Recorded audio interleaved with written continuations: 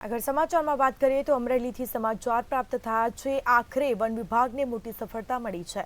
તો અમરેલીથી સમાચાર સામે આવી રહ્યા છે। વાવરા ધારેશ્વર સીમ વિસ્તારમાંથી વિફરેલી સિંહણ છે તેને દબોચી લીધી છે। તો એનિમલ ડોક્ટર દ્વારા ટ્રાન્ક્યુલાઇઝ કરીને સિંહણની દબોચી લીધી છે। તો સવારથી ચાલી રહેલું મેગા ઓપરેશન આખરે 10 કલાક બાદ સફળ થયું હતું। અલગ અલગ રેન્જના ઓફિસરો આ મેગા ઓપરેશનમાં સાથે જોડાયા હતા। વન વિભાગ દ્વારા સિંહણને પાંજરેપુરી એનિમલ કેર સેન્ટરમાં ખસેડી દેવામાં આવી છે। તો અત્યાર સુધીમાં વિફરેલી સિંહને 3 વ્યક્તિ પર હુમલો કર્યો હતો। તો અત્યાર સુધીમાં આ સિંહણે 3 જેટલા વ્યક્તિઓ પર હુમલો પણ કર્યો હતો। હાલ તેને પકડી પાડી છે। તો વન વિભાગને મોટી સફળતા મળી છે।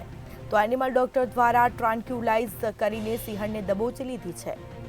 તો સવારથી ચાલી રહેલું આ મેગા ઓપરેશન આખરે 10 કલાક બાદ સફળ થયું હતું।